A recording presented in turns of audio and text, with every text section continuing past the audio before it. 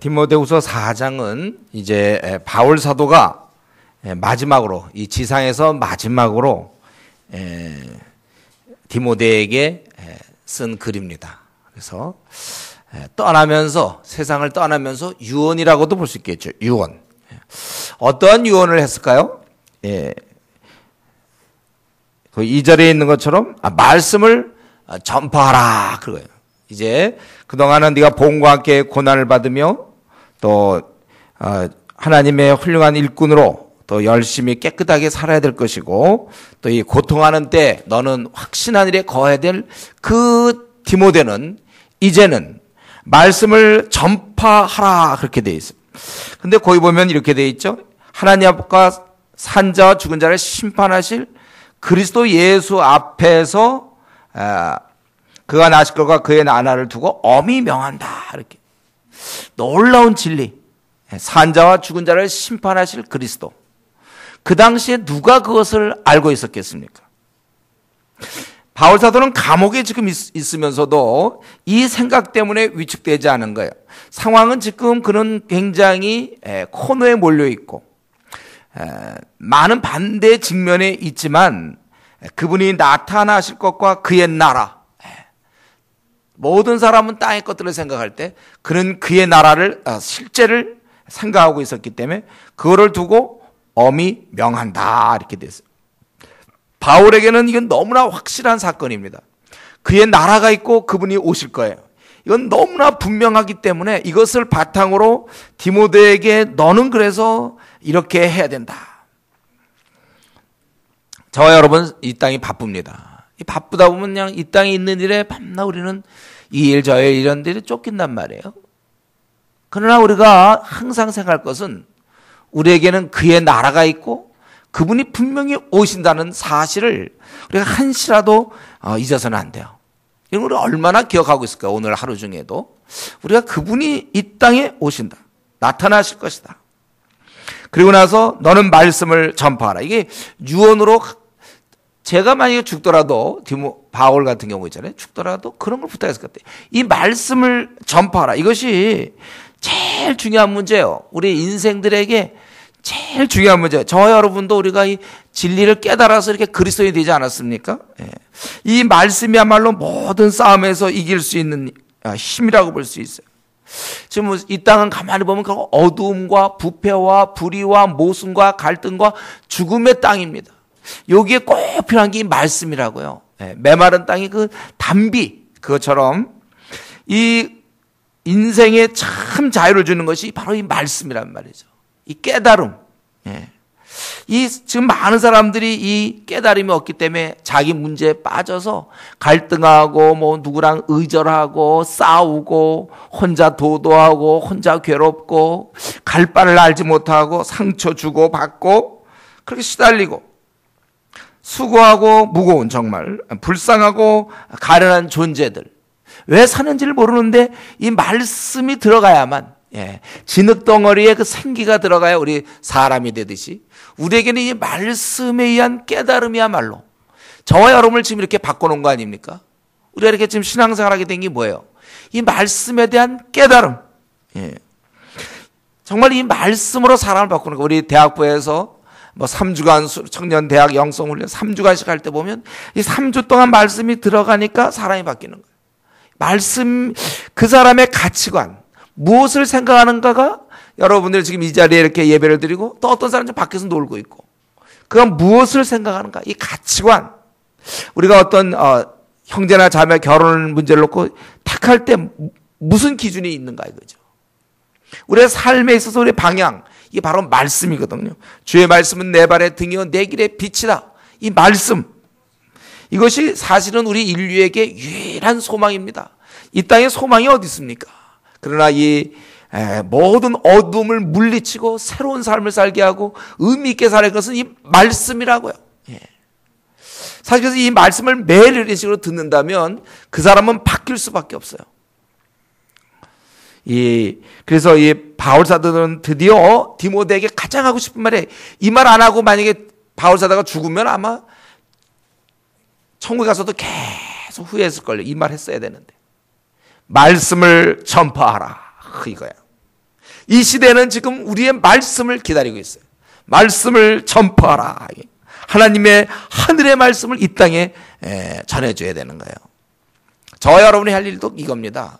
우리가 뭐 다른 얘기 많이 하고 주위 사람을 도울 수 있어요. 뭐 의료로 뭐 봉사로 뭐 여러 가지 해줄 수 있지만 제일 중요한 그의 그 영혼에 우리 몸만 있는 게 아니라 영혼도 있는 겁니다. 몸을 위해서 우리가 뭐 여러 가지 뭐 아픈데 치료도 해줄 수 있고 뭐 식수도 뭐 물 문제도 해결해 줄 수 있고 편안한 잠자리 뭐 병으로부터 해방 알아요. 그러나 제일 중요한 건 우리 알맹이 영혼에 이 말씀이 들어가야 된다는 거죠. 이 말씀이 그래서 이렇게 좋은 거예요. 너는 말씀을 전파하라. 어떻게 하라고요? 이때 자세는 때를 얻든지 못 얻든지. 이게 무슨 뜻입니까? 기회가 되든지 기회가 안 되든지. 나 요즘 내 조건으로 봐서 내가 못하겠어. 이러면 안 되는 거예요. 자기의 기회가 되든 상대방의 기회가 되든지 간에 우리는 언제든지 이 말씀을 전하라. 제가 대학 시절에 사실 이 구절 때를 얻든지 못 얻든지 말씀을 전파하라. 이것 때문에 내가 어떤 일을 하든지 나는 말씀을 전하면서 살아야 되겠구나. 내가 아무리 중요한 시험이 있다고 해서 그걸 밀치는 게 아니라 때가 되든지 되지 않든지 고3이든지 직장 문제를 놓고 있든지 결혼 문제를 놓고 있든지 어떤 상황이든지 말씀을 전파하라. 내 상황이 좋든지 안 좋든지 나 요즘 잠수타 그렇다 할지라도 말씀을 전파하라. 이건 명령이잖아요. 그렇게 하라. 이 귀한 진리의 말씀을 전하려는 뜨거운 마음이 있어야 되는 거예요. 뜨거운 마음이. 결국 사랑의 마음이죠. 그 사람을 위한 것. 이것이 가족과 친구에 대한 진짜 사랑입니다. 우리는 입을 열어야 되고 열수록 좋은 거예요. 축구에서는 자꾸 골을 자꾸 이렇게 시도해봐야 되는 거 아닙니까? 자꾸 이렇게 슛을 쏴야 되는 거예요. 그래야 뭐 들어가든지 안 들어가든지 하는 것처럼 이 말씀은 씨거든. 그래서 지금 당장 열매가 없어도 자꾸 뿌려보는 거예요. 그래야 내 주위의 친구와 내 가족들에게 소망이 생기는 것입니다. 나에게 돈이 좀 있다. 한 100억 정도 있다. 그래서 1억씩 사람들 나눠준다. 당장은 되지만 그 100억 나눠주고 나면 100명한테 나눠주고 나면 나 돈 없어요. 그런데 우리 이 말씀은요. 우리 죽을 때까지 나눠줄 수 있어요. 대단한 것이죠. 이건 마르지 않습니다. 우리 주위 사람들에게 저와 여러분이 이 사회 기능을 하나도 못하고 별로 도움을 못 주는 인물 많이 배우지도 못하고 능력도 없다 할지라도 여러분 이 말씀을 갖고 있어요. 예수님이 우리의 주가 되시며 우리는 죄인이며 그분을 통하여 우리가 구원을 받으며 영생이 있으며 이 말씀을 막 전할 수 있어요. 우리는 이걸 죽을 때까지 전할 수 있어요. 대단한 사람들이에요. 그래서 너는 이렇게 이것을 때를 얻든지 못 얻든지 항상 심쓰라. 이런 일이 쉬운 일이 아니기 때문에 범세 오래 참고 때로 경책하고 이렇게 깨닫게 해주고 때로 이렇게 꾸짖기도 하고 경계라는 것은 꾸짖고 그런 거예요. 또 약한 자 낙심한 자를 또 부드럽게 그렇게 네가 계속 이 말씀을 가지라 이거예요. 그런데 알아야 될 것은 우리는 지금 바울사도 너는 디모데야 넌 말씀을 전파하라 그러고 죽을 수 있어요. 그런데 디모데에게 이걸 알려주는 거죠. 근데 그 말씀을 듣는 사람들은 누구냐면 듣기 싫어하는 사람들이라는 거예요. 선생들도 그렇잖아요. 애들이 잘 배우려고 그러면 가르치기 재밌지만 다 자는 애들을 놓고 뭘 가르쳐 보려고 그러세요. 되는가? 지금 우리는 말씀을 전파해야 되는데 우리의 대상들은 듣기를 싫어해요. 심지어는 교인들도 설교를 듣기 싫어하는데 어떻게 하면 목사님 설교 짧을까 이러는 마당에 세상 사람들이 더 하지 않겠습니까? 그들은 바른 교훈을 받지 않는다고 3절에. 그들은 귀가 가랍되는 거예요. 이게 뭐냐면 자꾸 이게 흥미로운 정보, 하찮은 정보, 알아도 되고 몰라도 되는 정보에 자꾸 관심을 가져. 이 바른 교훈에 대해서는 그렇지 않지만 그리고 자기의 그런 욕심에 따라서 자기의 필요에 따라서 마음에 드는 대로 이 사람 저 사람 쫓아다니면서 얘기를 듣는 거예요. 항상 자기의 그 욕망을 만족시키는 진리에 따라 자기가 바뀌어야 되는 것보다는 자기의 욕망에 따라 좋은 말이 없는가. 자기 그런 걸 항상 듣는다는 거예요. 여러분 우리 이 시간 생각해야 돼요. 세상 사람들은 진리 듣기를 싫어한다. 그리고 우리 성도들도 확실하게 안 바뀌면 마찬가지로 그 죄성, 옛날의 죄성 때문에 어떻게 하면 설교를 안 들을까? 어떻게 하면 말씀을 안 볼까? 이런 죄성이 있단 말이에요. 싸워야 됩니다. 이것은. 그렇지 않으면 자기 욕망대로 따라가는 거예요. 그래서 이 말씀을 거부하는 건 그들의 특징입니다. 그래서 내가 문제가 있는 게 아니고 우리가 문제 있는 게 아니라 그들에게 문제가 있는 거예요. 우리 이제 예배 시간에 조는 사람들이 있죠. 그게 물론 그 전날 늦게 자기 때문에 조는 경우도 있지만 또 한 가지는 말씀에 대한 이 수납 태도가 안 돼 있어서 아직까지 영적으로 이렇게 올라가 있지 못하니까 이 세상 사람들은 듣기 싫어하는데 우리가 믿고 나서도 좀 변화돼야 되는데 아직 어린아이 신앙을 가질 때는 사실 그래서 잘 안 듣는 거예요. 우리가 지금 이 자리에 이렇게 앉아서 말씀을 듣는 거 얼마나 감사한지 모릅니다. 그래서 어쨌든 이들은 말씀을 듣지 않고 자꾸 허탄한 이야기를 따른다. 그렇기 때문에 너는 어떻게 돼? 그러나 너는 5절. 그러나 너는 성경을 보세요. 그러나 너는 이렇기 때문에 야, 내 아들 디모데야, 너는 이런 상황 속에서 신중해라 이거예요. 예. 이 원래 의미가 술 취하지 말라 그 뜻이에요. 좀 차분해라 그것입니다. 신중하고 아주 침착하고 조심성이 있어요. 예, 이 말은 이제 자, 너는 바울 사도가 디모데에게 말씀을 전파하라. 사람들은 듣지 않으려고 그런다. 이럴 때 어떻게 되는가? 너는 이럴 때 아주 신중하고 침착하라는 거예요. 흐리멍텅하게 그냥 정신을 팔고 있잖아. 살면 안 된다는 것입니다. 자기가 아직도 죄의 유혹에 아직도 헤매고 있고 썩어갈 것에 마음을 빼앗기고 있고 뭘 해야 되는지도 모르고 하루하루 그냥 지내는 흐리멍텅한 상태, 아직 중심을 잡지 못했다면 그러면 안 된다는 거예요. 신중하여 본인이 잘 준비되어야만 그들을 도울 수 있어요. 우리가 헤매면 세상 사람들은 무슨 소망이 있습니까? 여러분이 성도인데 직장에 가서 여러분들이 아직도 중심을 못 잡고 있고 흐리멍텅한 채 그냥 하고 지내면 그러면 불신자에게 무슨 도움이 돼? 밤낮 자기 문제에 빠져 있으면 저들에게 무슨 소망이냐 이거예요. 정신 차려라 그거야. 정신 차려라 너희가. 정신 차려야 된다는 거야. 신중하며 이렇게 신중하여 그리고 고난을 받는 거예요. 그럴 수밖에 없죠. 저들이 안 받아들이니까. 무슨 정치 얘기하면 좋을 수 있겠고 뭐 연예인 얘기 현빈 얘기하면 좋을 수 있어요. 그들은 해병대 얘기하면 좋을 수 있어요. 그러나 진리에 대한 얘기 천국과 지옥과 죄 얘기를 할 때는 듣기를 싫어해요. 돈 얘기 재테크 얘기 어디 가서 땅을 사면 어떻게 이런 얘기 귀가 솔깃하지만 듣지 않는다. 그래서 우리는 이런 일을 하기 때문에 고난을 받는 거예요. 고난을 받아. 주님의 일하면서 힘들다 못해 먹겠다 그러면 안 되는 거예요. 원래 주의 일 자체가 고난 받는 길이에요. 사람들이 듣기 싫어하기 때문에 그러면서 너는 전도자 일을 하고 그들이 듣기 싫어할 때 얘기하기 싫어 우리도. 그러나 너는 전도자 일을 해라. 그것이 그들을 살리는 길이에요. 우리도 정말 어떤 때는 그런 사람들과 힘 빼기 싫고 왜 강요합니까? 이런 얘기 들을 땐 정말 하고 싶지도 않아. 사실 강요가 아니잖아. 그를 살리는 건데 환자가 말이야 의사한테 지금 수술하는데 왜 자기를 이렇게 하냐고. 그런 거 똑같은 거예요. 이럴 때 우리는 더 분투해야 돼. 내가 할 일은 전도자 일이에요. 뭐 어떤 전도자보다는 세상에서 인정받는 어떤 사회복지일, 그 귀한 일이지만 그런 건 누가 뭘 할 사람 없어요. 그러나 전도자 일은 싫어하죠. 자선단체에서 일한다? 그럼 누가 싫어합니까? 다 좋아하죠. 전도자 일은 싫어해. 그런데 내 직무를 다 하라. 이 말은 좀 규칙적이라는 거야. 하다 말라 그러지 말고 할 거면 아주 제대로 똑바로 내 직무를 다 하라. 상황이 여건이 좋지 않을 때 바로 지금같이 개독교라고 기독교에 대해서 지금 막 욕하는 이런 상황에서 우리가 할 일은 무엇인가? 어떻게 할 것인가? 더욱 힘쓰라는 거야. 신중하여 더욱 힘써라. 상황이 어려울수록 더욱 용맹을 발하고 우리는 신실하고 무지 아주 충성스럽게 상황이 어렵기 때문에 뭐 내비실 뭐 이런 아주 강한 군대가 있지 않습니까? 상황이 어렵기 때문에 해병대가 있는 거, 특수부대가 있는 거고. 우리 지금 상황이 어렵습니다. 우리나라 상황.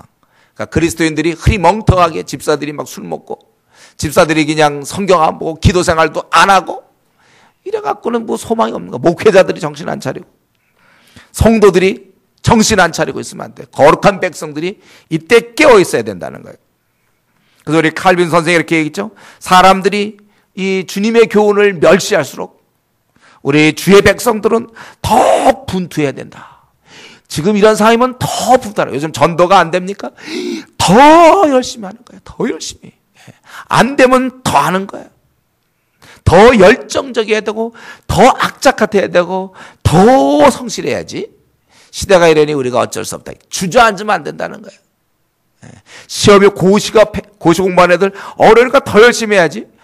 고시 뭐 들어가기 어려우니까 뭐 잘 못하겠다. 그럼 떨어지는 거죠. 더 열심히 해야죠, 그러면. 어려우면 더 열심히. 상황은 우리에게 진짜 안 좋습니다. 이럴 때 우리는 더 분투. 그러니까 제가 우리 교회는 뭐 사관학교 같다. 이런 얘기는 사실은 칭찬이 어떻게 보면. 더 특공대 사관학교가 돼야 돼, 우리는. 왜냐하면 이 시대에 이 정도 성도가 돼갖고는 다 쓰러지니까. 지금 직장에 보세요. 예수님을 믿는 사람이 있지만 하등 드러내지 못하잖아요. 그 사람이 한 명 영혼에도 구원합니까? 그냥 1년 내내 다녀도 똑같아. 안 믿는 사람하고. 이럴수록 우리는 더 일꾼, 이 주례교회가 더 일꾼 막 키워가지고 이 4천만 명을 우리 한국교회에 싸워야 된단 말이죠. 한국 사회에서 싸워야 되고 전 세계와 한판 붙어야 되기 때문에 더 깨어 있어야 되는 거예요. 다른 사람이 뭐라 그러든지 뭐 그렇게까지 열심히 믿을 필요가 있습니까? 그래, 우리는 열심히 믿을 것이며 더욱 전투할 것이고. 예.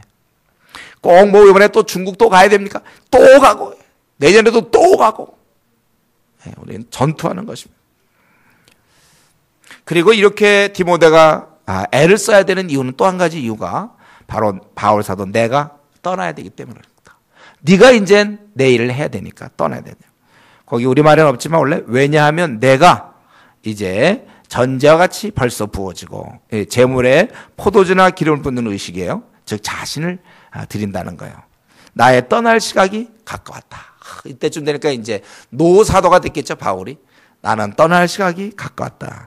요게 요 표현이 뭐냐면 이 묶였던 배가 묶이는 건 움직이지 못하죠, 배가. 그걸 풀어주면 배가 이제 가는 것처럼 나도 이제 이 땅에 묶여있던 내가 풀려서 영원한 천국에 내가 들어가는 거다 이거죠. 그러면서 자기에 대해서 이렇게 얘기했어요. 자기에 대해서. 이거는 후배 디모데에게 격려하기 위해서, 깨닫게 하기 위해서. 자기는 어떻게 살았는가? 과거를 회고해 보니까 나는 선한 싸움을 싸우고 그 삶 자체가 격투야. 너무나 열심히 복음을 위해 사는 나머지 자기 거 챙기고 뭐 이거 아니라 아주 전투야. 웬만한 군인 저리 가라는 거야. 특공대 저리 가라. 예. 자기는 싸워서 달려갈 길을 마치고 달리기를 하고 믿음을 지켰다. 이것은 아주 하나님께 충성했다는 거예요. 그러니까 여러분, 바울 사도가 과거를 회고할 때 보면 자기는 정말 격투를 했다는 거예요. 격투. 예. 전쟁에 나가 있는 사람들. 격투. 우리의 삶이 그런가요? 내 지난 날에 내 삶을 볼 때 정말 난 복음 때문에 너무 지쳤어. 이렇게 얘기해야 돼. 이게 진짜예요. 나는 정말 이 주의 나라 확장을 위해서 너무 에너지를 많이 써서 그래서 지금 몸도 많이 약해졌어. 이렇게 얘기하면 그건 진짜입니다. 격투.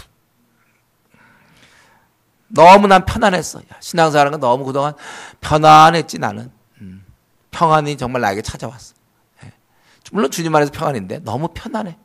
이 정도면 오히려 괜찮아, 이런 일은. 해볼 만해, 오히려. 그게 아니라 진짜 말라 비틀어질 만큼 격투를 했다는 격투. 그래서 자기는 이제 미래를 소망하는 건 뭡니까? 이제후로는 나를 위하여 의의 면류관이 예비되었으므로. 나뿐 아니라 이러한 주의 재림을 사모하는 모든 자에게 이게 예비되어 있다. 주의 나타나셔서 사모하는 모든 자에게 되어 있다. 바울이 요걸 기대했다는 걸 우리가 알 수 있습니다. 이 땅에 그런 많은 걸 포기했죠. 재물을 포기했고 인정받는 거 포기했고 안일한 삶을 포기했고 자기만 쉬는 거 나도 왜 쉴 거니 없느냐. 쉬고 안일하고 돈 문제, 먹고 사는 문제, 사람으로부터 인정받는 문제 이런 거 다 포기했는데 절대 포기할 수 없었던 거 딱 하나 있었습니다. 요건 포기할 수 없었어요. 뭐 집이 없을 수도 있고 돈이 없을 수도 있고 뭐 명예가 없을 수도 있고 또 독신으로 살 수도 있고 뭐 다 세상에서 좋은 건 다 포기했는데 절대 포기할 수 없는 게 요거 오늘 본문에 있는 거 그거예요. 바로 그가 절대 포기할 수 없었던 거. 그는 바로 주님께 의의 면류관 받는 거. 그러면서 이제 칭찬받는 거. 요거는 포기할 수 없었습니다. 그날만큼은 꼭 주님 앞에서 인정받아야 돼요. 저 여러분이 지금 신앙생활 하고 있잖아요. 이거 다 지금 점수에 들어가는 거예요, 여러분들. 우리 이미 신앙생활에 뛰어든 사람들이에요. 우리 이미 군인이 되었어요. 이제 열매가 이제 맺혀지는 건데 그때 다른 건 몰라도 꼭 주님 앞에 인정받고 의의 면류관 칭찬을 들어야 된다는 것입니다. 지금은 칭찬 많이 못 들어도 좋아요. 박영동 목사는 나를 알아주, 우리 박철진 목사님은 나를 알아주지 않는다. 권영남 목사님은 나에 대해 관심이 없다. 뭐 괜찮아요. 관심 없으면 어때? 인정받죠. 나는 우리 교회에서 인정도 못 받는다. 날 조장도 안 시켜준다. 그래도 괜찮아요. 주님께 인정받느냐, 주님께. 제일 중요한 건 주님께 칭찬 듣느냐 이거예요. 여러분, 우리 고시하는 사람들이 몇 년씩 고시하면서 그들의 마음에 뭘 기대하고 있습니까? 시험 됐을 때, 그 합격했을 때 그 어떠한 그 즐거움, 그 소망. 우리가 이 땅에서 벌어지는 상황들, 돈이 있든지 없든지 어떤 답답한 문제를 당하든지 당하지 않든지 그 대수롭게 여기지 않아요. 우리는 뭐 꼭 성공 못할 수도 있어요. 이리 꼬이고 저리 사면에 정말 우겨쌈을 당할 수 있습니다. 그러나 내가 주님 앞에서 의의 면류관 받는 날, 그것은 항상 우리의 관심사가 되어야 되는 것입니다. 우리의 삶이 거기에 맞춰져 있어야 돼. 근데 바울 사도는 땅에 있으면서도 그때 이제 의의 면류관 자기는 예비되어 있다. 그 정도로 그는 정말 주님 앞에 자기가 보더라도 자기가 그렇게 열심히 살았던 것입니다. 그리고 이제 바울은 자기 일을 이제 다 했고 그리고 떠난다는 거죠. 그래서 지금 바울 사도가 디모데에게 이제 나는 떠나니까 네가 열심히 해야 된다. 여러분, 근데 이 바울의 주변에 주위에 가족들이 있지 않겠습니까? 친구나 가족들. 바울에 대해서 그가 어느 날 담에석에서 뭘 한다고 그러더니 거기서 뭐 예수를 믿게 되더니 뭐 좀 열심을 내는 것 같아서 뭐 좀 하다 말겠지 했는데 끝까지 뭐 외국에도 나가고 뭐 감옥에도 갔다는 소리도 들고 돌에 맞았다는 소리, 완전히 다른 길로 그냥 쭉 가버린 거야. 그냥 그가 살던 세계, 뭐 가마리엘 문화들끼리 뭐 문화 동기생 모임, 뭐 우리 칠기 모임, 뭐 예를 들면 그런 식의 모임이 있었는지 모르겠어요. 또 뭐 주위에서 있을 거고 그의 뭐 부모도 있을 거고 어떤 그의 친척, 뭐 가족들도 있었겠죠. 근데 바울이라는 자는 그들이 모여서 그런 얘기 했었겠죠. 어떻게 다마에서 예수를 만나더니만 그 다음부터 정말 그쪽으로 가더라고요. 우리랑 상대도 안 하고 그는 어떤 하나의 길을 놓고 그냥 계속 가더라는 거예요. 그냥 복음을 위해서 미친 듯이 돌로도 맞고 매도 맞고 감옥 갔다는 소문 많이 들었을 거예요. 왜 저러는지 모르겠어? 그러나 끝까지 한 길을 가는 거죠. 그러고서 그는 죽는 거예요. 이것 때문에 죽어요. 확신을 갖는 거, 이게 중요한 것입니다. 이게 사실 확신 있게 사는 사람이 멋있는 거예요. 왜 사냐고 물으면 대답 못하는 사람들 만나지 마세요, 여러분들. 그런 사람들. 왜 사느냐 하면 대답도 못하는 사람. 무슨 결혼을 합니까? 자녀 키울 때도 마찬가지예요. 얘가 왜 무엇 때문에 얘가 잘하고 있습니까? 우리는 하나님 앞에서 각자에게 분명히 있어야 되는 거예요. 확신 있게 살아야 돼요. 남이 뭐라 하든 아주 고집불통에 이런, 물론 고집이란 말 나쁘지만 신념을 갖고 그 한 길을 가는 거야. 바보 같아도 아주 우직하게 어슬렁어슬렁 누가 이런 얘기하면 또 일로 갔다가 저렇게 하면 저렇게 했다가 그 뜨뜻미지근하게 이랬다 저랬다 뭐 잠수 탔다가 다시 올라왔다가 기뻤다가 또 푹 잠겼다가 막 조울증하고 막 이런 게 아니고 하나의 딱 이거 확실하다, 이거 진짜다, 모든 걸 팔아서 그걸 사는 거잖아요. 이거 딱 여기에 끝내는 거야. 이걸로 그냥 열정적으로 하나 딱 발견했으면 그걸로 확 가서 끝내는 거예요. 예수라는 사람들 있잖아요. 예수라는 사람 어느 하나 확 미쳐갖고 뭐 평생 그 연극에 미쳐서 죽을 때까지 연극하고, 어떤 사람 춤에 미쳐서 판소리 뭐 이런 거에서, 어떤 춤에 미쳐서 그런 사람도 있고, 딱 하나 가는 거예요. 우리 바울 사도는 딱 하나였어요. 그가 깨닫고 있던 예수님, 그분의 나라 확장을 위해서 그냥 자기를 다 쏟아 부었어요. 남이 뭐라 그러든지 얻어맞든지 감옥에 가든지 뭐 그냥 딱 그걸로 간 거예요. 얼마나 그는 많은 사람들이 그걸 싫어했는지 몰라요. 그래도 자기가 확신 있는 거 가지고 딱 간 겁니다. 여러분, 우리가 살려면 그렇게 살아야 돼요. 확신 속에서 왔다리 갔다리 하지. 뭐 시대에 따라 뭐 요즘 또 무슨 신유 은사가 있다 하면 글로 또 쫓아가서 무슨 얘기하는가 또 듣고, 또 뭐 이렇다 하면 또 글로 쫓아가고, 딱 마음을 정하여 하나로 딱 가는 겁니다. 이제 마지막으로 9절부터 마지막 절까지는 이제 부탁과 문안이죠. 이때 너는 빨리 와라, 속히 오라. 대만은 이 세상을 사랑하여 나를 버리고 데살로가 갔다. 이거 참 성경에 이런 기록이 참 우리를 좀 두렵게 하는 기록이죠. 대마, 그는 데살로니가 보면 바울의 동역자였음을 우리가 알 수 있어요. 빌레몬서 1장이나 골로새 4장 같은 데 보면 대마가 바울 사도의 동역자였습니다. 그런데 그가 세상을 향하여 사랑하여 나를 버렸다고. 세상의 힘. 예. 이럴 가능성이 있다는 걸 아셔야 돼요, 여러분. 지금 막 여기서 조장을 하며 집사를 하며 뭐 목회자기도 하고 뭐 막 그렇다고 해서 믿을 거 하나도 없어요. 우리 조심해야 돼. 대만은 그 당시 초대교회 때 복음을 위해 살았던 정말 신실한 일꾼이었는데 어느 순간 세상을 사랑하여 얼마든지 이렇게 될 수 있다는 것입니다. 뭐 어느 교회 집사다, 장로다, 권사다 믿을 거 하나도 없어요. 그런 직책은. 그 사람 믿을 수 있는 건 그 사람이 그래서 매일매일 기도 생활하는 사람이며 매일매일 성경을 가까이 하는 사람이냐. 늘 경건을 유지 않으면 어느 순간에 이렇게 저는 이제 학생 선교단체 있어 보니까 알겠어요. 학생 선교단체 때 되게 열심히 하고 막 모임을 이끌고 나가는데 졸업한 지 몇 년 뒤에 보면 영적으로 푹 갈아입고 입만 남았어. 입. 항상 비판. 교회에 대해서 비판이지. 입만 남았어. 자기는 전혀 그런 생활을 못하면서. 네, 그 세상의 힘에 세상을 사랑한 거예요. 그는 세상을 사는 나를 버렸다고 그랬어요. 네, 바울이 이렇게 배척을 받습니다. 바울이 잘했겠죠. 주를 잘 섬겼지만 이럴 수 있다는 것. 저는 이런 걸 볼 때 저게 위로가 돼요. 저도 어떻게 열심히 해도 우리가 열심히 잘해도 이렇게 배척받을 수 있다는 거예요. 그럴 때 밤낮 내가 뭘 잘못했냐 너무 자기만 살피면 안 돼요. 예수님도 뭐 팔림을 당하고 제자들한테 배반당했는데 자꾸 이런 것으로 평가 기준을 찾지 말고 여러분 이러면서 확신을 가져야 돼. 그 사람이 좀 잘못된 거구나. 나를 했더니 어떤 사람이 배척했을 때 내가 뭘 잘못했다 이러지 말고 그 사람이 잘못했다는 그런 가능성도 생각하셔요. 자꾸 위축되지 마세요, 여러분들. 하나님 앞에 담대한 사람들은, 기도하는 사람들은 좀 담대하게 나가야 됩니다. 몇 사람이 뭐 수근수근 된다고 해서 내가 뭐 잘못됐나 위축되지 말고 니들이 잘못됐다 이렇게 다 야단칠 수 있는 그 정도로 그러니까 자기가 하나님 앞에 바로 서야죠. 자, 하나님한테 엉망이면서 뭐 다 다른 사람들 그렇게 해서는 안 될 거예요. 어쨌든 대만은 그러니까 바울 사도는 내가 잘못해서 내가 뭐 신앙이 어떻게 돼갖고 내가 문제가 많아서 사랑이 부족해서 대마가 간 게 아니라 대마가 잘못해서 간 거예요. 대마가 세상을 사랑하여 그래서 나를 버렸다 이거예요. 대사를 갖고 또 그레스게와 디도 그건 갈라디아 또는 달마디아로 이거 아마 이것은 주님의 일 때문에 이들은 간 것 같아요. 대마와 달리. 그리고 지금은 이제 어디냐 누가만 현재 같이 있다. 의사죠. 바울의 친구.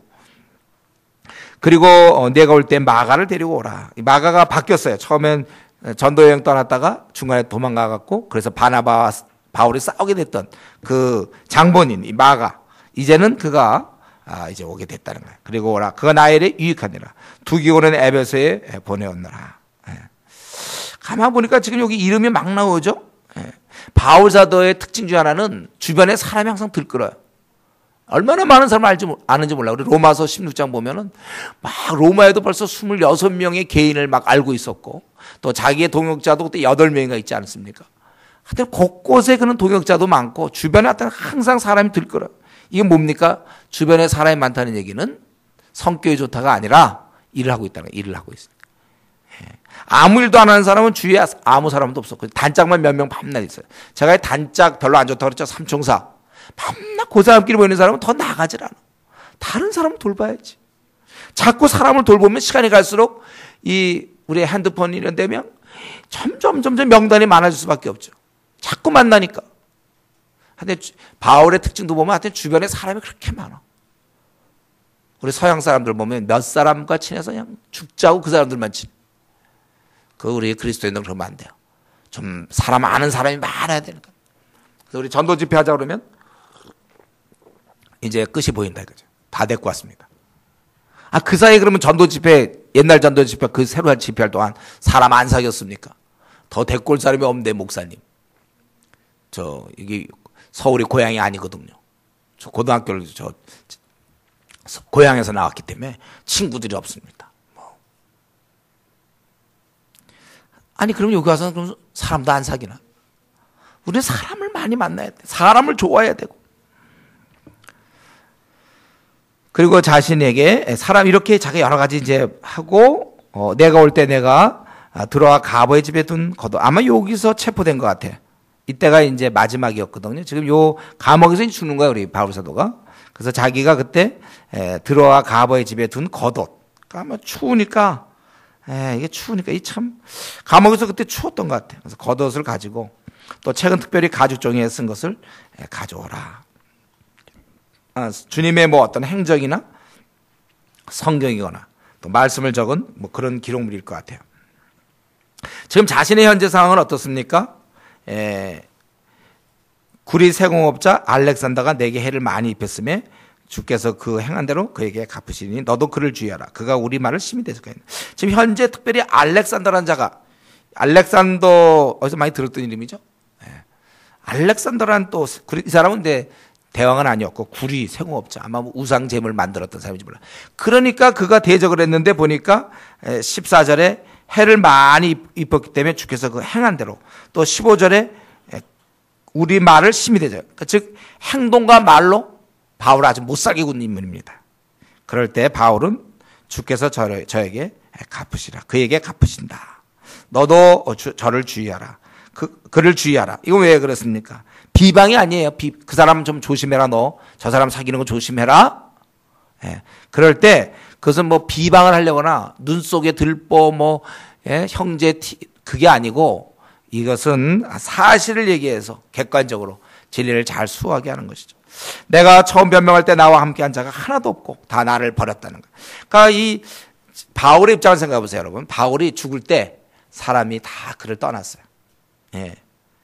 나와 함께 한 자가 하나도 없어. 처음 변명할 때 나와 함께 한 자. 그래서 처음 변명할 때라는 것은 이제 심리가 열렸을 때, 이제 재판을 받아서 심리가 열렸을 때, 보통 우리가 얘기하는 대로 정식 재판 이전에 이제 알아보는 그 예비 심판. 이때 그의 아주 굉장히 바울이 위험한 상황인데 이때 아무도 그를 도와주는 사람이 없었다는 거예요. 바울이 그런 사람이 아닙니다라고 얘기해 줄 사람이 없었어요. 다 버렸어요. 자기들이 우선 위험하니까.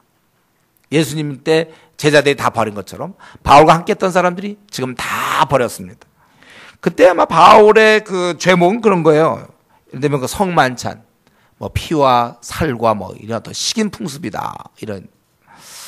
아니면 그 당시에 이런 쾌락 같은 거를 부인했단 말이에요. 영지주의의 이런 흐름도 부인하고 쾌락을 부인하고. 그러니까 저는 문화를 파괴하는 자다. 뭐 이런.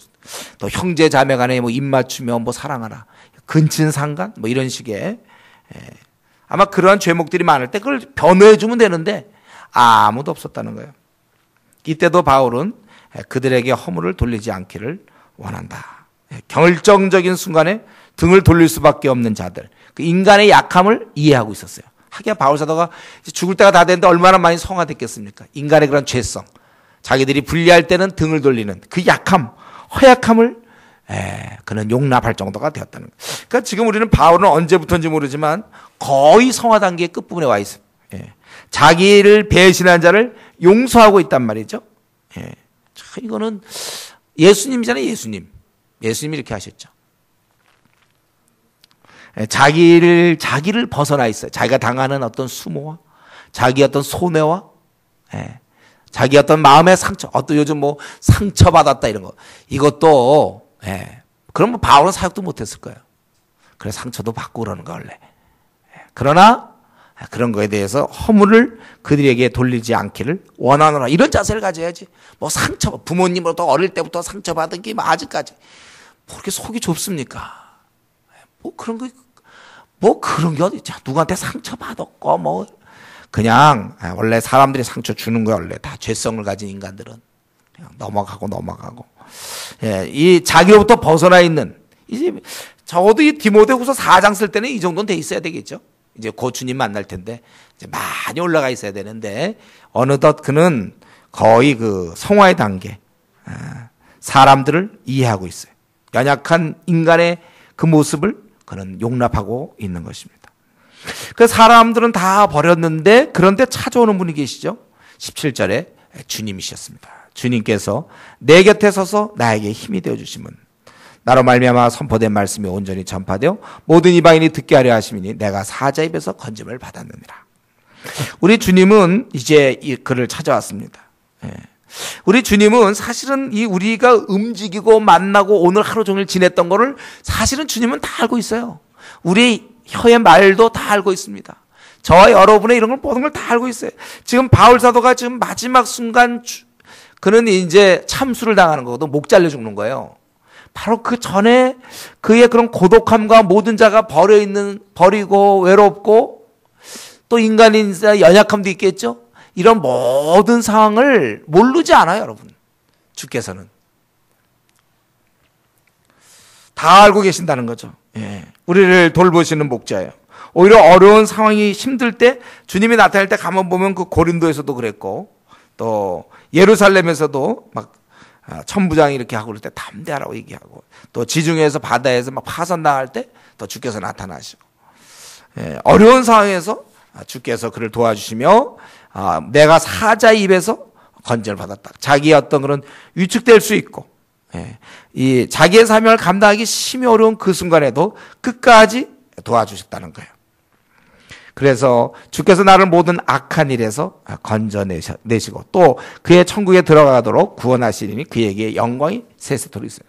최후 승리를 지금 기대합니다. 그는 지금 보니까 석방보다 그는 악한 일에서 건져내시고 또 그의 천국에 들어가도록 구원하신다고 그랬어요. 지금 그는 이 문제를 어떻게 풀고 있냐면 감옥에서 나갈 거보다는 아예 세상에서 나갈 걸 생각한 거예요. 이 땅을 벗어날 것. 석방보다는 영원한 것을 소망하고 있습니다. 그래서 영광이 그에게 있도록 우리를 죄에서 구속하셨고 우리가 사는 동안에 많은 어려움과 환난 속에서 우리를 구출해 주시고 결국 천국에 들어가도록 하는 그분을 찬양하자. 그러니까 벌써 이 글을 쓸 동안에 바울은 자기가 이제 죽을 거라는 것을 확신하고 그래 그러면 내가 여기서 악한 일에 건져내시고 천국에 들어가도록 그분 날 구원하시니까 석방이 아니라 천국의 입성을 그런 생각한 것입니다. 그리고 나서 이제 끝 인사로 거기 브리스길라죠. 브리스길라와 아굴라. 이 브리스길라와 아굴라는 뭐예요? 부부죠. 부부가 서로 열심히 복음을 전했어요. 복음을 전해서 불신자들에게 또 이들이 또 아볼로 뭐 이렇게 많은 사람을 도와주고 이들은 정말 부부가 합심해서 복음 사역을 했던 사람들이에요. 여러분 우리가 그런 면에서 신앙 있는 사람과 결혼하는 거죠. 신앙이 좋아야 제일 중요한 요소가 신앙이라고 그랬어요. 그래서 둘이 주회를 같이 해야지. 이 사람이 나요. 저 결혼하면요 교회 가는 거 허락한다고 그랬어요. 교회 가는 거 이제 막지 않겠다고 그랬어요. 자기는 비록 안 믿지만 저를 도와준다고 그랬어요. 그럼 물론 그래서 교회는 가겠죠. 지금 그런 교회 가는 게 지금 우리가 그게 지금 결혼에 제일 중요한 게 내가 교회 나는 가느냐 안 가느냐입니까? 그게 아니고 함께 일할 수 있는 거. 그래서 여러분들이 결혼 배우자를 만날 때도 이런 게 같이 돼요. 이 사람과 내가 만나면 함께 주의를 하겠구나. 나 갖다가 교회 가도록 막지는 않겠구나. 허락하는구나. 헌금도 줘보내고 내가 주님 일하는 거 뭐 막지는 않는다. 그게 아니라 동역할 수 있는 사람을 만나야 된다는 거죠. 그래서 이 브리스길라와 아굴라 그들은 동역하면서 함께 움직이면서 복음 사역에 힘썼고 바울을 도왔던 그런 부부입니다. 또 오네시보로 그 집에 문안하고 에라스도 고린도에 머물렀고 드로비모는 병들어서 밀레도에 두었다. 이 에라스도는 로마인한 때 문안 인쇄했던 고린도의 재무장관이었습니다. 로마서 16장에 보면 재무장 에라스도 같은 사람 그대로 있었고 또 재무장관이 그때 그랬어요. 그리고 그런데 여기 보면 이렇게 열심히 일하는 사람도 있고 드로비모는 병들어서 밀레도에 두었다 이렇게 돼 있어요. 그러니까 여러분 우리가 마음 먹는다고 주님이 하는 거 아니에요? 이렇게 아파서 못할 수도 있어요. 그래서 기회될 때 건강할 때 마음껏 주님 일을 해놓은 거야. 일단 벌어놓는 거야. 못할 날이 올지 모르니까. 드로비모는 병들어서 밀레도에 두었다. 바울 사도가 많은 병자를 고쳤죠. 심지어는 그의 뭐라 그랬어요? 그의 치마 같은 그의 앞에 둘렀던 거 이런 거 가지고도 귀신이 저렇게 병자가 낫기도 하고 아주 굉장한 사역을 했지만 그러나 항상 병 고친 건 아니라는 거죠. 드로비모는 병들어서 밀레도에 두었다. 이때 믿음을 가지고 야 아파도 우리가 좀 사역을 하니까 가자 그래갖고 말이죠. 끌고 간 게 아니라 밀레도에 두었다는 거예요. 이것은 불신앙이 아닙니다. 그래서 우리가 항상 이런 면에서 어떻게 보면은 막 끌고 가야만 신앙일 것 같은데 오히려 바울은 하나님을 의지해서 믿음으로 나았다 선포해가지고 막 요즘 이제 어떤 장로가 막 믿음으로 나았다 막 이래가지고 그건 하나님이 낫게 할 수도 있고 안 낫게 할 수 있는데 나은 거다 믿음의 물다 막 이런 식으로 이제 몰아가죠. 여기서 그러면 바울도 너 나았다 그러면 되는 건데 더구나 바울은 이 많은 병자를 고쳤음에도 불구하고 또 어떤 때는 하나님의 뜻이 그를 놔둬서 혹은 그가 아파서 그 바람에 또 하나님 앞에 어떤 깊은 관계를 맺어야 될지 모르고 또 그가 밀려도 있는 것이 또 하나님 좋은 뜻인지도 모르고 이런 여러 가지 생각해야죠. 암에 걸리면 꼭 회복해야만 그리스도인입니까? 죽을 수도 있어요. 죽을 때도 정말 평안 가운데 죽는 또 이런 승리자의 모습도 있는 거예요.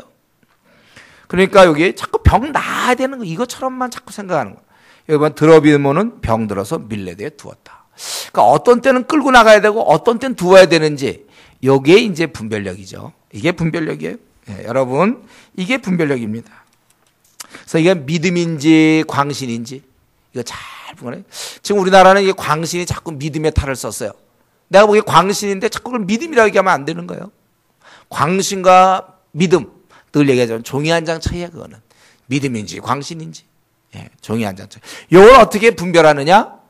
히브리서 5장 14절 장성한 자는 지각을 사용함으로 성경대로 지각을 사용하로 우리 연단을 받아 선악을 분간하는 자니라. 그러니까 우리가 이 말씀 다시 한번 우리로 하여금 PBS 열심히 해야 되는구나. 성경을 열심히 봐고 성경을 많이 깨달아야 되는 거예요. 우리가 하나님의 인도받을 때 결혼과 직장과 앞날과 외국에 나가는 문제 어떤 여러 가지 문제에 항상 이 분별력. 그리고 너는 어서 오라. 지금 자꾸 오라 그러죠. 왜? 자기가 지금 곧 처형이 급박한 것 같아요.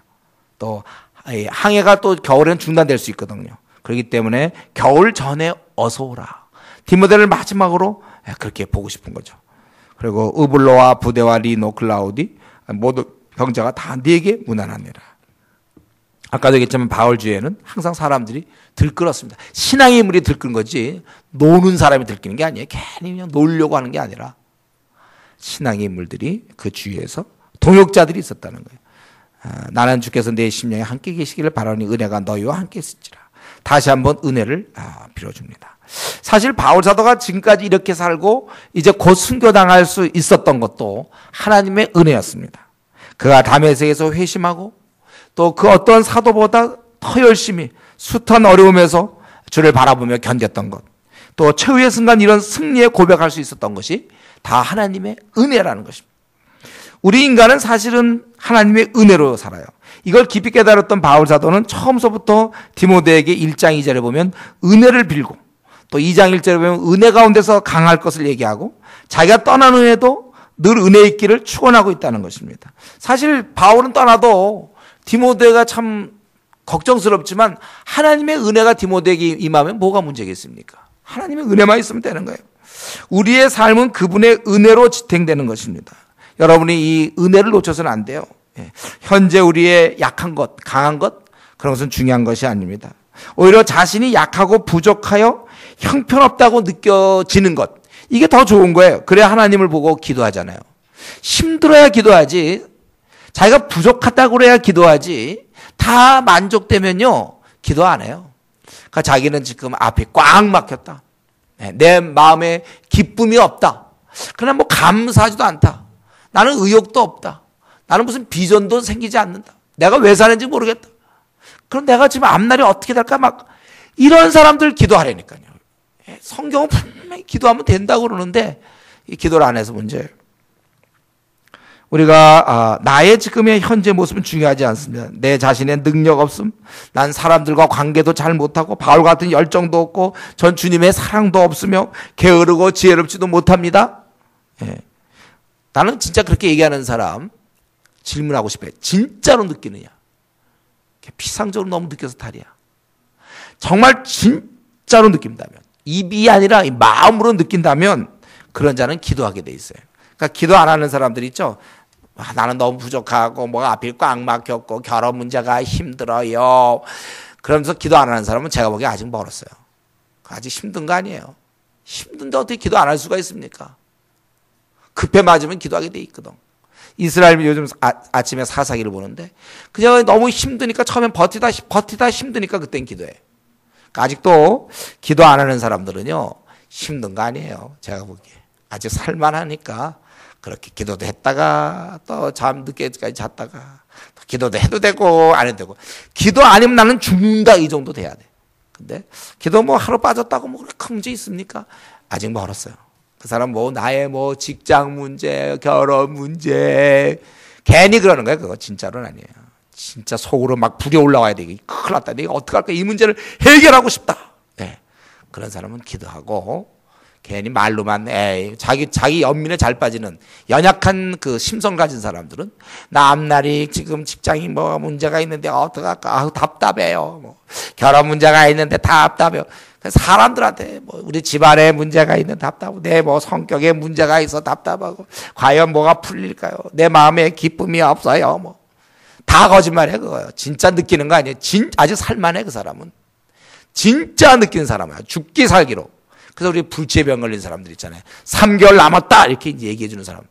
의사가 그렇게 얘기하면 그 3개월 남은 사람이 그러면 아이고 나 암에 걸렸대요. 참 답답해요. 그러고 가만히 있겠습니까?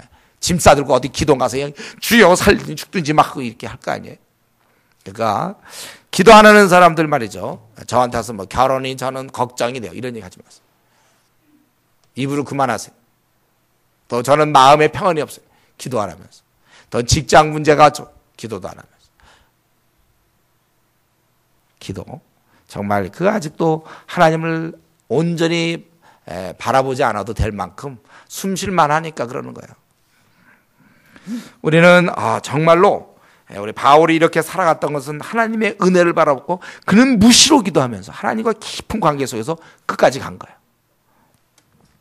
때를 따라 돕는 은혜를 바라본 것입니다. 이런 자가 사실은 강한 자. 바울이 진짜 강한 자 아니었나요? 세상에서 볼 땐 제일 약한 자였죠. 밤낮 맞고 가는 곳마다 원수 다 만들어 놓고 감옥이나 들어가고 돌로 맞고 뭐 그거 하는 건 진짜 약한 자지만 사실은 그가 제가 보기에 그 당대 최고로 강한 자였어요. 아무도 그를 이길 수 없었어요. 칼을 든 사울이 아니라 도망치는 다윗이 강하다고 그랬죠. 여러분 우리가 이 도망치는 다윗, 즉 하나님과 함께하는 다윗이 좋은 거예요. 하나님과 함께한 가난한 사람, 하나님과 함께하는 능력 없는 사람이 좋은 거예요. 하나님과 함께한 앞길이 꽉 막힌 사람, 하나님과 함께하는 우울증 걸린 사람. 그래 하나님께 기도하죠.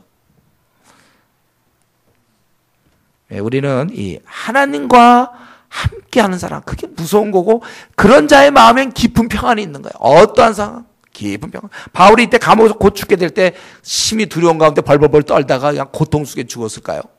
그런 깊은 평안 속에서 이제 의의 면류관이 준비되겠다. 그걸 바라보며 소망 가운데 죽었을 거라는 것이죠. 우리가 그렇게 살아야 돼. 어쨌든 말씀 마치겠는데 오늘 우리는 이 바울 사도는 요게 마지막이었습니다. 이 편지를 쓰고 세상을 떠났습니다. 그는 살면서 많은 사람들에게 미움을 받았어요. 배척도 정말 많이 받았죠. 바울처럼 배척받은 사람 있으면 나와보라고 그러세요. 바울처럼 매를 많이 맞은 사람 나와보라고 그러세요. 돌에 맞아 그는 죽기까지 했다가 다시 일어나기도 하고 그랬잖아요. 그래도 그는 중단 없이 복음을 전했고 천하를 소동케 하는 자라는 말을 들었어요. 주를 대항하는 세상에서 주를 위하여 일하다 보니까 그는 가는 곳마다 미움을 받았고 또 핍박을 많이 받고 말도 참 많이 말았습니다. 그러나 이런 가운데서도 바울 사도는 주를 확실하게 주님께 아주 그냥 뚜렷이 자기가 한 번 깨달은 거 딱 붙잡고 주를 섬기며 아주 뚜렷한 자국을 남겨줬습니다. 우리는 이런 선배 바울을 이 시간 기억합니다. 한 번밖에 없는 삶, 바울도 한 번을 더 얹어서 그렇게 썼어요. 여러분 저 한 번밖에 없는 삶을 잘 쓰고 있나요? 이거 만족합니까? 제일 중요한 건 오늘 죽어도 될 수 있는 일을 하세요. 여러분. 오늘 죽어도 된다. 내가 일하다 오늘 죽어도 된다. 그게 무엇인지 찾으십시오. 그게 제일 좋은 거예요. 내 사명은 무엇인가? 난 요거 하다가 죽으면 난 되겠다는 그거 찾으세요. 그게 여러분의 사명이에요. 한 번밖에 없는 삶, 우리도 이렇게 확신 있게 분명하게. 왜 내가 속한 직장이나 캠퍼스 왜 이렇게 조용합니까? 내가 벌써 이 직장에 들어온 지가 1년 됐고 2년 됐는데, 내가 이 대학에 들어온 지 1년 되고 2년 됐는데 어째서 이렇게 고요합니까? 바울은 가는 곳마다 떠들썩했고 많은 사람이 그 주위에 항상 있었는데 아직도 탐색하고 있습니까? 우리가 이 직장이 어떤 직장인가 탐색 중이라 아직 좀 입을 안 열고 있나요? 이 학교가 어떤 학교인가를 좀 알아보는 중에 지금 3학년입니까? 여러분 우리가 정말로 이 귀한 생을, 하나님 주신 생을 살아가는데 아주 뚜렷한 자국을 남길 필요가 있어요. 정말 뚜렷한 자국을 남길. 그냥 사는 것을 참으로 한심하게 생각하세요. 아무 의식 없이 그냥 이것도 아니고 저것도 아니고 그냥 하루하루 지내는 거를 부끄럽게 생각하세요. 나 요거 하려고 정말 내가 태어난 거 맞습니까? 요거 하라고 하나님 나를 이 땅에 보내신 거 맞냐 그거예요. 저는 항상 청년 때 대학 시절 때부터 내가 무엇을 하다가 무슨 일을 하다 내가 살다가 죽어야 되겠는가 그걸 생각한 것이고 26살에 이제 그걸 찾은 거예요. 그래서 이제 그 길로 매진했는데 이건 누구나 다 풀타임 무슨 뭐 목사가 되라 그런 뜻은 아니에요. 그러나 어떻게 우리 자세는 항상 풀타임 자세가 돼 있어야 돼요. 항상 복음을 전해야 되고 이 땅의 유일한 소망이 예수 그리스도밖에 없거든요. 십자가밖에 없다는 걸 알고 있잖아요. 저들에게 음식을 나눠주고 뭐 무상 지급하고 이런 게 그들의 대안이 아니에요. 십자가밖에 없다고요.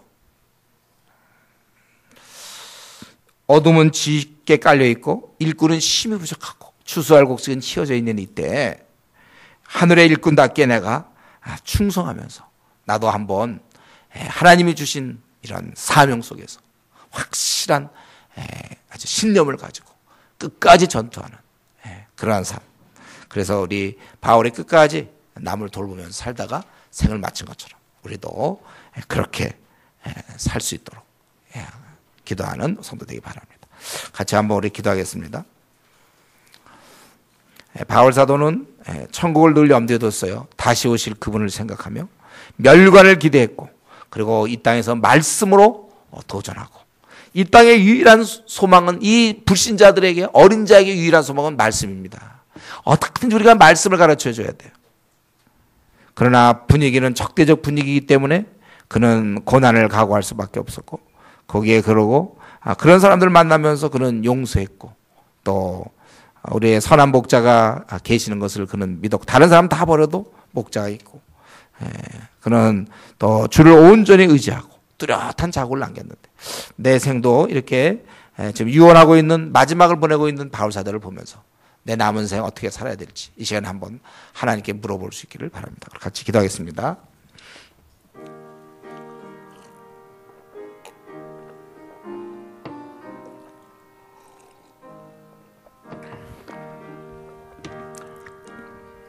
아버지 도와주시옵소서. 오늘 주옵시고 아버지 하나님 확신 있게 이 남은 생을 살아갈 수 있도록 주께서 은혜를 주시옵시기 원합니다. 아버지 하나님 우리 마음속에 주님 나라를 생각할 수 있게 하시고 주님 오실 그때 의의 면류관 생각하며 이 땅에 있는 동안 힘써 말씀을 전할 수 있도록 주여 은혜를 주시옵소서. 확신 있게 살게 하여 주시옵시고 바울 사도가 죽을 때까지 끝까지 주를 충성하며 자신의 깨달은 바 확신 속에서 살았는데 아버지 하나님이여 그렇게 살아갈 수 있도록 주께서 은혜를 주시옵소서. 아버지 하나님 우리 정말 목적을 가지고 주시옵시고 고난이 있고 어려움이 있다 할지라도 하게 하시며 사람을 이해하면서 그렇게 갈 수 있는 주님 은혜를 주시옵소서. 자기를 벗어나서 이제 그들이 자기를 다 버렸지만 그것을 받아들이면서 이제 생의 마지막 가운데도 승리하며 어린 자를 향하여 말씀을 전파하라 했던 그러한 삶을 우리도 본받을 수 있게 하시고 남은 생 그렇게 살 수 있도록 주께서 축복하여 주시옵소서. 감사합니다. 하나님 아버지 오늘 우리 주의 신실한 종이었던 바울 사도를 살펴보았습니다. 그가 생을 마치면서 이제 사랑하는 아들 믿음의 아들 디모데에게 말씀을 전파하라고 했는데 때를 어떤지 못 어떤지 말씀을 전파하라고 그렇게 명했는데 아버지 이것이야말로 우리 인류가 살 수 있는 유일한 소망이요 참 빛인 것을 이 시간 고백합니다. 정말 이 땅에 말씀이 필요합니다. 진리의 말씀이 필요해서 저들의 어그러진 길로 가고 있고 어떻게 살아야 될지 모르는 많은 사람들이 진리의 빛 앞에 나와서 새로워져야 되겠사오니 이 귀한 말씀을 갖고 있는 우리들이 힘써 때를 어떤지 뭐든지 말씀을 전파할 수 있도록 은혜 나려 주시옵소서. 아버지 하나님 바울 사도가 끝까지 한번 깨달은 주님 끝까지 충성하며 많은 고난과 박해와 어려움 속에서도 배척과 멸시와 조롱 속에서도 끝까지 한 가지 신앙을 끝까지 지키며 주님께 충성하며 그리고 이제 주님을 만나려고 하였는데 아버지 바라옵기는 저희들도 한번 믿은 주님 우리의 주인 되신 주님 우리가 세상을 따라가지 말게 해주시고 마음을 다하여 충성할 수 있게 하여 주시고 바울 사도처럼 뚜렷한 자국을 남길 수 있도록 도와주시옵소서. 적당히 살지 말게 해 주시옵소서. 아버지 하나님, 우리가 신중하게 근신하여 깨워서 하나님 나라 영광을 위해서 정말 분투하는 저희들 다 되도록 축복해 주시옵소서. 예수님의 이름으로 기도드리옵나이다. 아멘.